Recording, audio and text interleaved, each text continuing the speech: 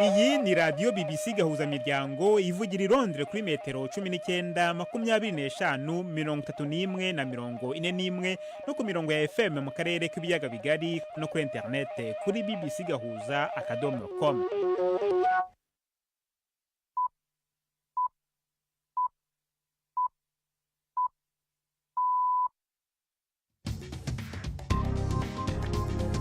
Ubu ni saa 10 n'igice ku isaha mpuzamahanga ya GMT, ni saa 12 n'igice ku isaha yo mu Rwanda no mu Burundi. Muri studio muri kumwe na Jacques Niyitegeka. Izi ni ingingo z'ingenzi zigize aya makuru. Abanyamerika batatu bari barakiriwe urwo gupfa muri Republika ya Demokarasi ya Kongo baraye bagabanyirijwe igihano gihinduka icyo gufungwa ubuzima bwose. Turanumva nuko byifashe mu murwa mukuru wa Sudan, Khartoum, nyuma y'aho ingabo za leta ziherutse kuwambura inyeshyamba bahanganye zo mutwe wa RSF. Tumafitiye n'ikiganiro cy'abagore. Muri mwese ikaze muri aya makuru yo kuri wa gatatu, turi ku itariki ya 2 z'ukwezi kwa kane.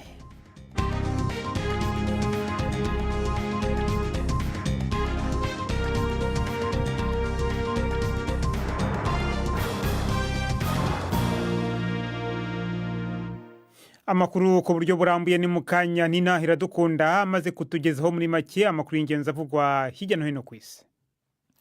Umukuru wa banki nkuru y'Iburaya Christine Lagarde avuga ko amakori mashasha aremereye Donald Trump yitezwe gutangazwa muri iri joro azogira ingaruka mbi ku isi yose. Yavuze ko ingaruka zavyo zizovana n'urugero rw'ayo makori. Umuvugizi wa leta ya Amerika avuga ko President Trump ashaka ko Amerika yisununura mu bushobozi bwo guhangana ku masoko n'abandi mu byo yita umusi wo kwibohora.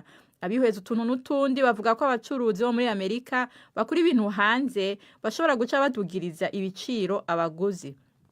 Ryan Messenger afise ishiramwe rigurisha amarido n'ibindi bifuka amadirisha muri Carolina yo mu buraruko. Ibintu byinshi vyiwe byose biva muri Mexique kandi arahangayitse. Inganda zacu zose ziri muri Mexico, zose ntizizimuka nk'uko abyifuza. Ubwo tuzemera kwakira 25%. Bizaba ngombwa ko twongera ibiciro byacu ho 25%. Ejo bundi batwishyuje ku giciro kiyongeyeho 5%, kwari uko abatugemurira bari babifite bonyine. Rero ni ibintu bihoraho. Ejo twazamuye ibiciro kandi birashoboka ko n'uyu munsi twakongera kubizamura. Nta kindi gihe twigeze tugira izamuka ry'ibiciro nk'iri. Akagwi ka gisirikare kari ku butegetsi muri Myanmar katangaje ko gahagaritse intambara mu kiringo c'indwi zitatu kugira ngo hibandwe ku gusana ivyononywe na Nyamugigima yateje akaga mu ndwi iheze. Ibi bisa no kwihindukiza. Umukuru w'ubuyobozi bwa gisirikare Min Aung Hlaing kuwa kabiri yari yavuze ko azobandanya gutegeka ko hagabwa ibitero ku migwi y'abagwanyi, naho imwe muri iyo migwi yari yamaze gutangaza ko yagaritse intambara. Abarongozi b'ingabo za Myanmar baranenzwe n'amakungu kubera kubandanya kugwana n'abatavuga rumwe nayo naho habaye Nyamugigima. Mbere yaho bari bemeye ko abasirikare barashe ku kwihenda urukurikirane rw'imiduga y'umuryango utabara imbabare wa Croix Rouge wo mu Bushinwa kuwa kabiri. Inyuma y'amakuru y'ibitero byinshi by'indege vya Israel no kumija amabombe ku mupaka wa Misiri, umushikiranganje wo kwivuna abansi wa Israel Katz yavuze ko igisirikare kiko kiragura ibitero vyaco ku muhari wa Hamas i Gaza. Abanyapalestina n'imiburiburi 15 bapfuye muri ijoro ryakeye nkuko bivugwa n'ibitaro vyo muri ako karere. Ni inkuru ya Yolande Nere mwumva mw'ijwi rya Robert Patrick Misigaro. Bisa n'ibiriko birigaragaza yuko igitero gikomeye ca Israel giciye ku butaka cimirije muri Gaza. Umushikiranganje wa Israel ajeje kwivuna abansi yasubiye kuvuga ko ibice binini vy'ako karere bizofatwa bikegikwa kuco yise ibibanza vy'umutekano. Muri iyi ndwano nyene Israel iramaze kwagura cyane akarere kadahonyogwamwo kari gasanzwe kari ku nkengero za Gaza, icinigarurira umuhora hamwe n'ubutaka vyerekeza hagati muri Gaza. Muri nondwi igisirikare ca Israel categetse abantu baharurirwa mu bihumbi 140 baba irafa mu manuko kuva mu mazu yabo, gica kinasohora amategeko yo gukinjura ku baba mu bice by'uburaruko bwa Gaza. Mu gwandiko Israel Katz yanahimirije abanyegaza kugira ico bakora mu kwirukana Hamas hamwe no kubohora imfungwa za Israel zisigaye, adashikirije iciyumviro c'ingene ivyo vyokogwa.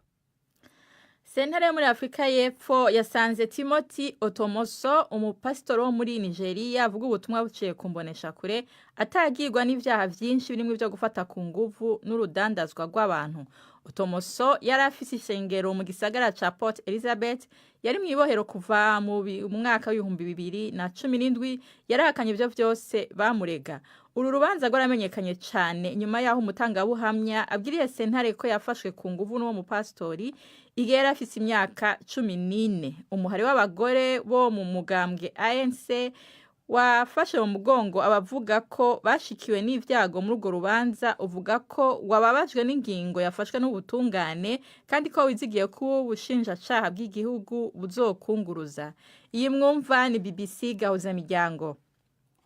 Igipolisi c'Ubudagi kivuga ko cugaye rumwe mu mbuga zikomeye ku isi zikwirakwiza amashusho yo guhotera abana bifatiye ku gitsina. Kidflix ifise amafoto 91,000 na video z'iminota irenga 6,000. Umuvugizi w'ico gikorwa yavuze ko ico gikorwa gishobora kuba ari co gikomeye kuruta ibindi vyose vyakozwe mu bijanye no kurwanya ubwo bwoko bwo guhohotera abana bifatiye ku gitsina, cari kirimwo inteko zivuye mu bihugu 38. Abajejwe intwaro baracariko baragerageza kumenya umwidondoro wa bamwe mu bakorewe ivyo vyaha baboneka muri aya mafoto na video. Amakuru ava mu binyamakuru byo mu Bufaransa avuga ko umucamanza mukuru mu baciriye urubanza umukuru w'umugambwe ugendera ku mahame akaze vya kera Marine Le Pen ubu arinzwe n'igipolisi kandi ko yagizwe ku iterabwoba ku mbuga hwaniro. Kuwa mbere Le Pen yagiriwe n'icaha co kunyuruza amahera, abuzwa kwitoza imyaka 5, ahanahabwa igihano c'igifungo ariko atagiye mu ibohero. Iyo ngingo irashobora kumubuza kwitoza mu matora ya perezida azokurikira mu gihe umwihwezo w'ingene azogenda werekana ko yoyatsinze. Madame Le Pen yahakanye ko yagiriye agashavu ubutungane. Yarunguruje urubanza ku gihano yahawe. Jacques. Urakoze Nina Hiradukunda kuri iyo ncamake y'amakuru.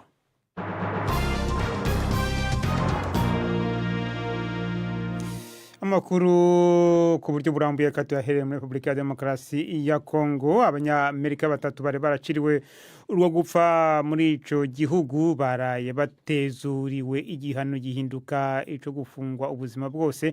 Bari barakatiwe ico gihano mu kwezi kw'icenda mu mwaka uheze ku ruhara bagize mu mugwi wabagerageje gutembagaza ubutegetsi muri ico gihugu. Gutezurirwa kwabo banyamerika guhuriranye nuko hari intumwa ya President Donald Trump buca igendera ico gihugu ca Republika ya Demokarasi ya Kongo kirangwa mu amabuye y'agaciro menshi ariko kandi cyugarijwe n'intambara. Ni inkuru ya Prime ndi ku Magenge i Nairobi.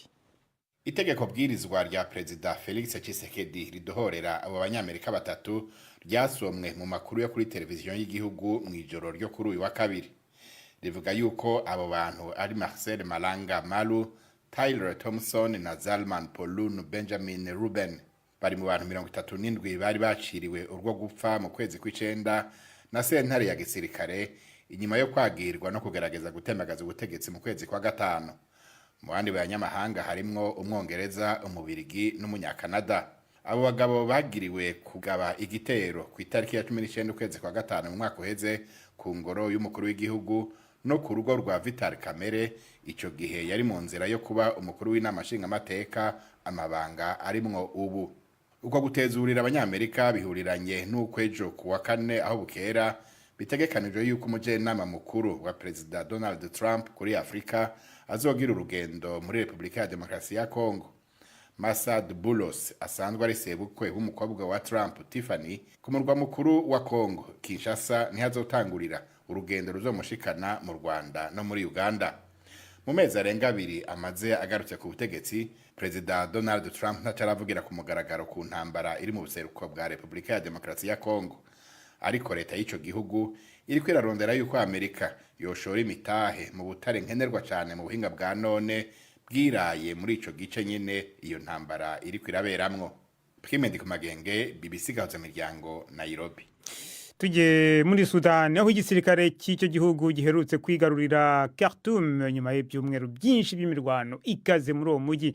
Inyeshyamba bahanganye zo mu mutwe wa RSF zafashe uyu murwa mukuru wa Sudan mu minsi ya mbere y'intambara hagati y'abanyagihugu yatewe no kurwanira ubutegetsi hagati y'ingabo za leta n'uwo mutwe witwara gisirikare wa RSF.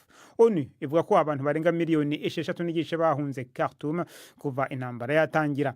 Benshi mu bagumyeyo bishimiye ko inyeshyamba zitakiwugenzura. Umunyamakuru wa BBC Barbara Asha yigereye n'itsinda rye muri uwo mujyi nyuma y'uko ibyo biba, maze adutegurira inkuru ikurikira mugezweho na Nina Iradukunda.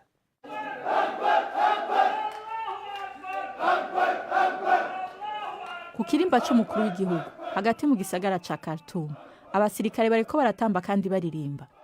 Rwabaye urugamba rurerure kandi rutoroshe, kandi kuri bo gusubira kwigarurira umugwa mukuru ni impinduka mu ntambara. Ariko ukuntu ibintu byasambutse birarenga kurusha intsinzi. Ikirimbo bwacu carononekaye cyane naho nyene kigihagaze. Tumanukanye ibarabara gato n'imodoka, tugenda turabona inyubakwa ku yindi izakoreramwe ubushikiranganje bwa leta, amabanke, amagorofa maremare y'ibiro byirabujwe no gusha. Ikibuga mpuzamakungu c'indege gisigari nk'akaburi k'indege zatabagajwe n'ibisasu. Muri iki gikoni batanga isupu, abantu barokotse akaga, ukubiri cepfo n'ica ruguru n'amabi y'ingabo za RSF basubiye kubona inzira nshasha y'ubuzima. Umugabo umwe yambwiye ati, numva umenga nasubiye kurimwa. Khartoum yari hafi y'aho abantu bishwa n'inzara kandi ifungurwa ziracakenye. Ariko Kasim Agra afise umwizero. Numva ameze neza cyane, numva afise umutekano, numva ameze neza naho nyene nshonje. Urazi ntaco bitwaye, umwidegenzo ni uhambaye. Duwa Tarik yaritaye ku rutare kugira ngo ivyo bikoni vy'isupu bibandanye bikora mu gihe c'intambara. N'umunyagihugu haranira demokrasi, numwe mu bagize uruhara mu gutembagaza Omar el-Bashir, yahoze ari umukuru w'igihugu wa gisirikare, ubu yibaza ikizokurikira. Bizogenda gute ku mwidegemvyo n'uburenganzira bwose twaronse mu myaka 5 twamaze tugwanira impinduka? Amashirahamwe adaharanira inyungu za politika azomera gute? Societe civile izosubira kumera gute? Abagwanira umwidegemvyo sinzi neza ivya kazoza kacu ubu. Nta numwe azi neza akazoza ka Sudan. Intambara ntirahera.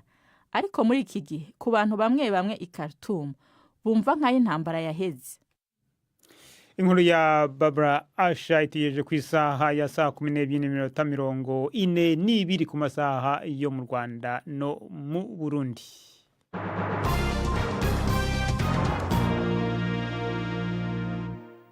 Abana n'ubumuga bwo kutabona ariko ngo yumva imibereho ye itatandukanye n'iy'abadafite ubumuga nk'ubwe. Alexandre Mwitende n'umugabo w'igikwerere utabona ariko akaba umunyamuziki wabyiyeguriye kandi ngo nuwo mwuga umubeshejeho bikanamutungira umuryango. Kuri we ngo ubumuga bwe bwamubereye ingufu zo kudashingira ubuzima bwe ku bandi. Jean Claude Mwambutsa yaramusuye amuganiriza ku buzima bwe muri iyi nkuru tubasubiriramo.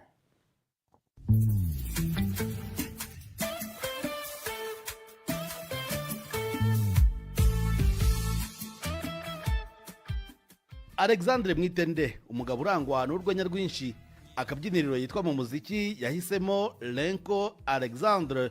Uyu mugabo w'imyaka 47 avuga ko yakunze umuziki akiri muto ndetse ko yanawize mu ishuri ry'ababana ubumuga rya Gatagara. Uretse gucuranga, Mwitende avuga ko anigisha gucuranga gitari ndetse na piano. Acuranga gitari ye ntiwamenya bikoroheye ko afite ubumuga bwo kutabona.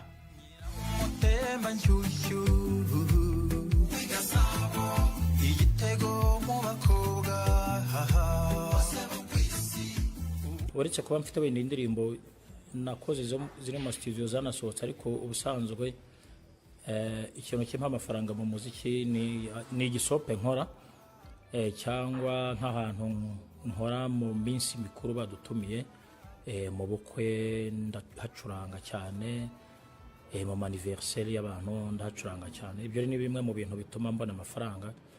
Kuba rero umugabo kutabona mufite nta mbogamizi nini cyane, ndiho nyine nk'abandi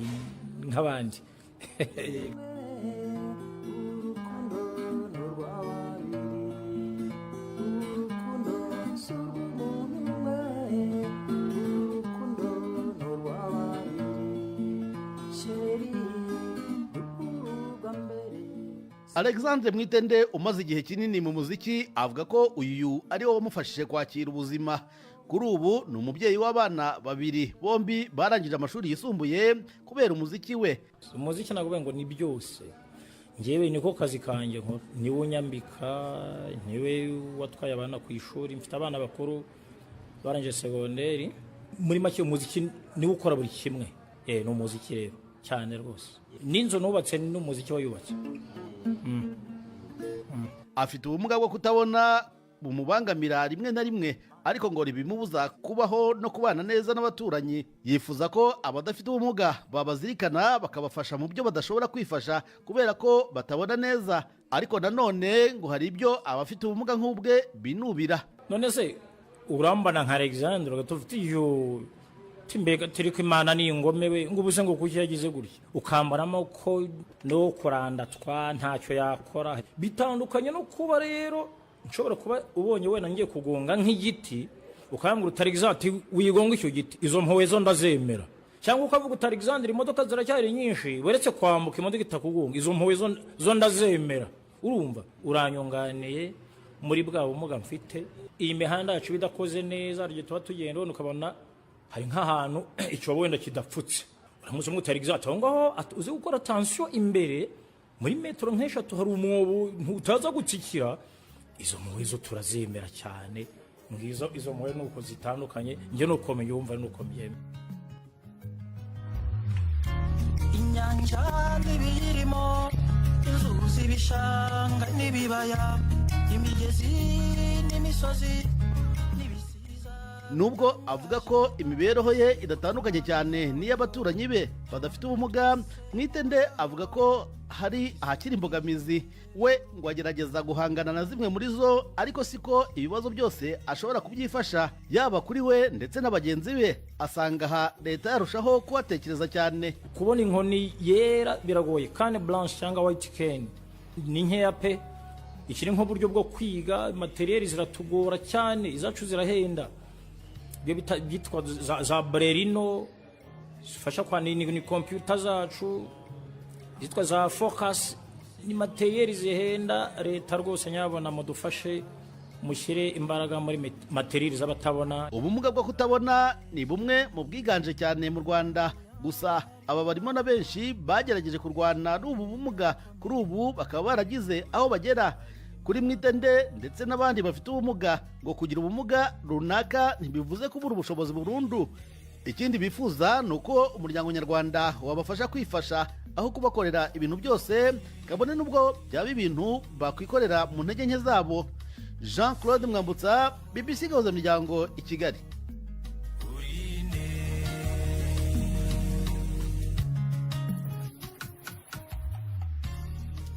Noneho tubumvishe icyo tubahishiye mu runana rw'ejo.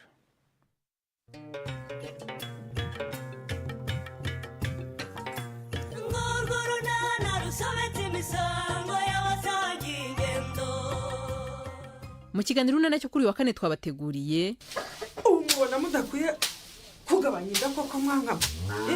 Ngewe Nyiramariza ufite ubumuga niko Nyiramariza ngahore.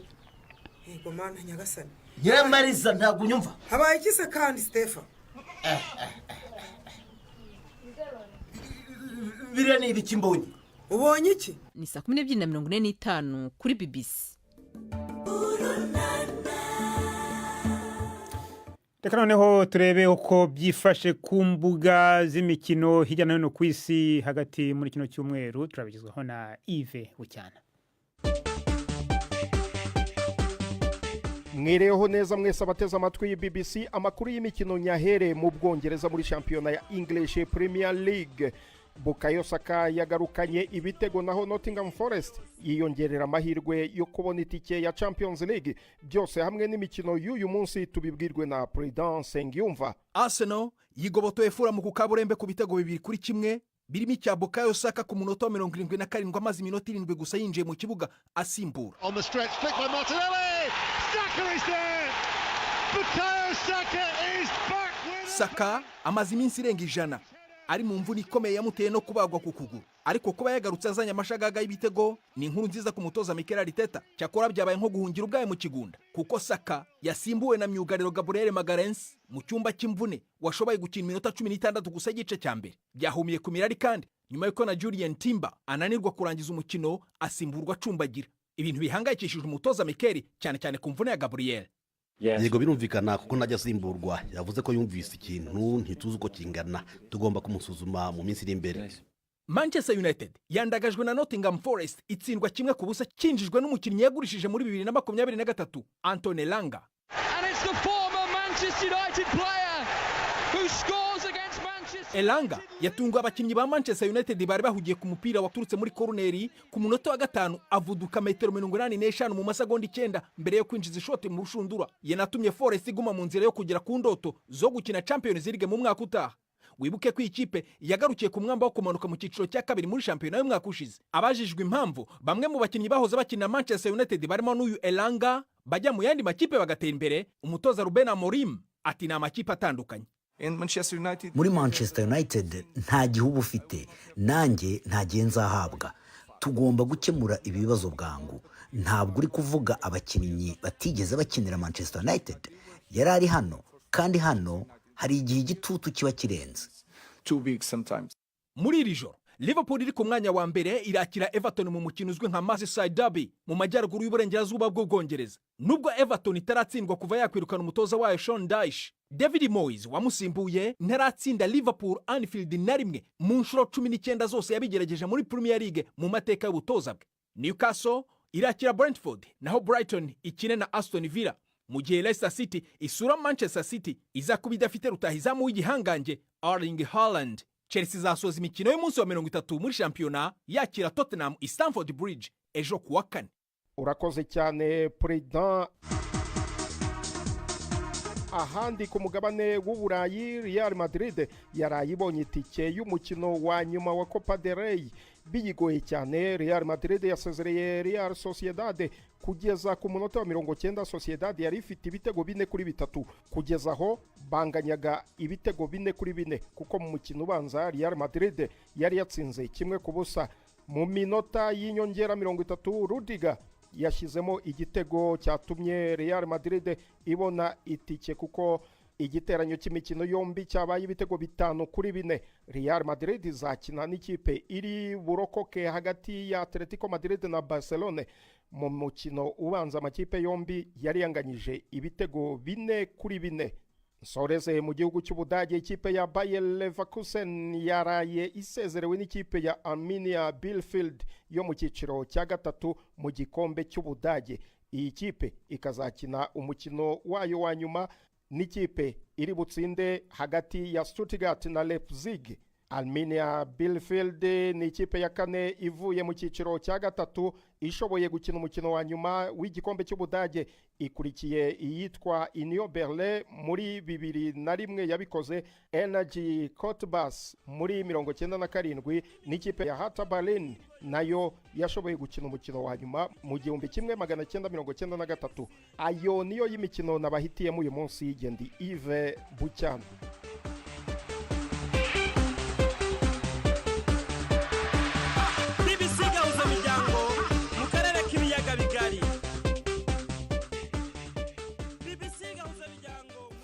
Urakoze Yves Bucyana ndetse na Prudence Ngyumva kuri ayo makuru y'imikino mwatugezagaho. Reka dukomereze mu kiganiro cy'abagore uyu munsi mugezwaho na Siriake Muhawe, nayo ni ikiganiro tubasubiriramo.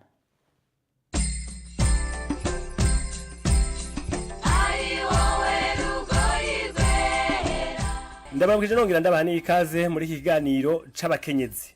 Uyu munsi tuganira n'umukenyezi Samantha Torres, umunyamerikakazi akina umupira w'amaguru mu Burundi, aba mu Gahaza mu bukeyi bwa Muramvya. Uyu mugore w'abana babiri mu Kirundi ciza aratuyagira uko abayeho mu Burundi. Mu gutangura abanza kutubwira nimba no muri Amerika yakina umupira.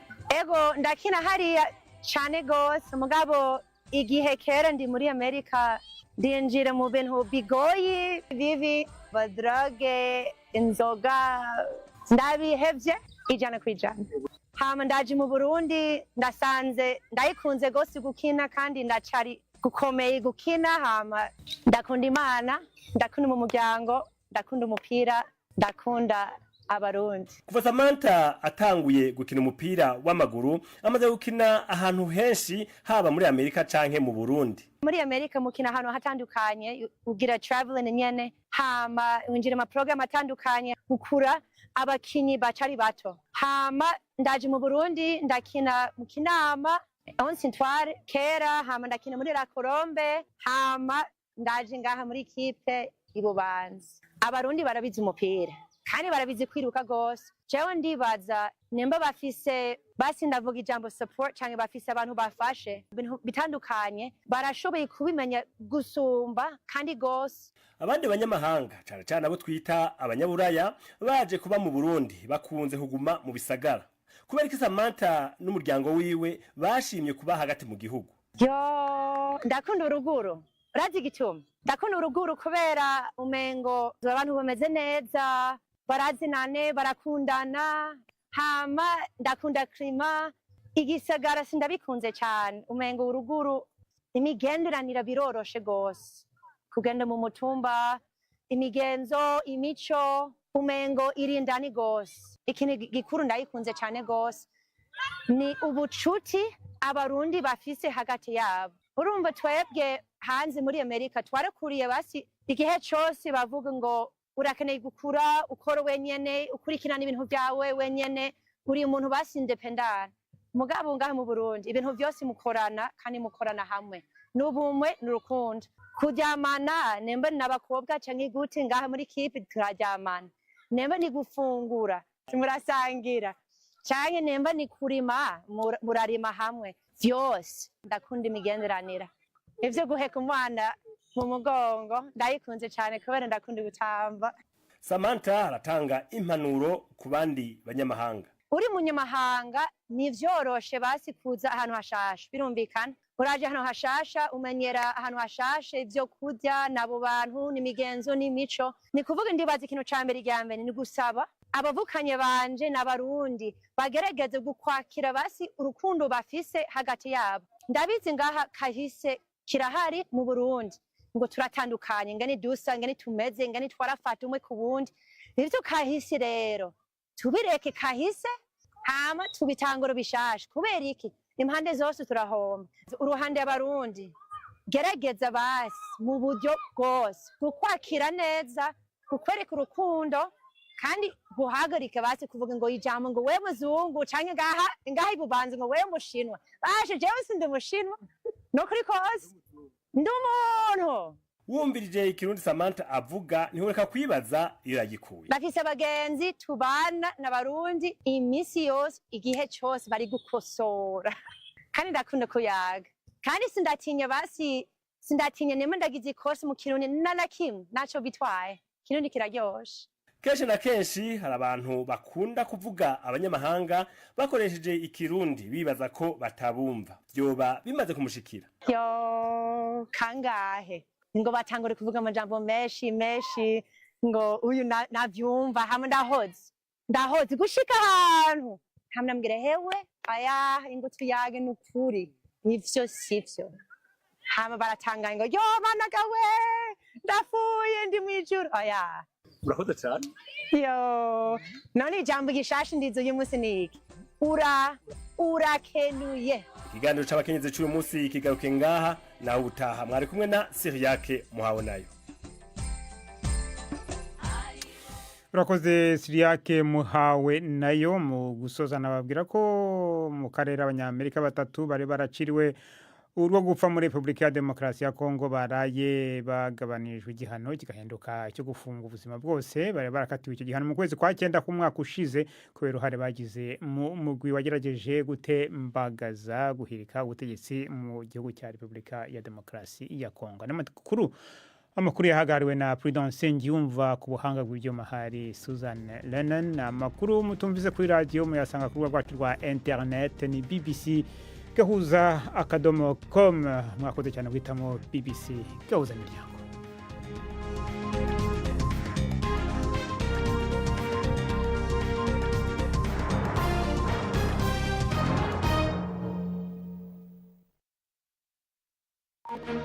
Thank you.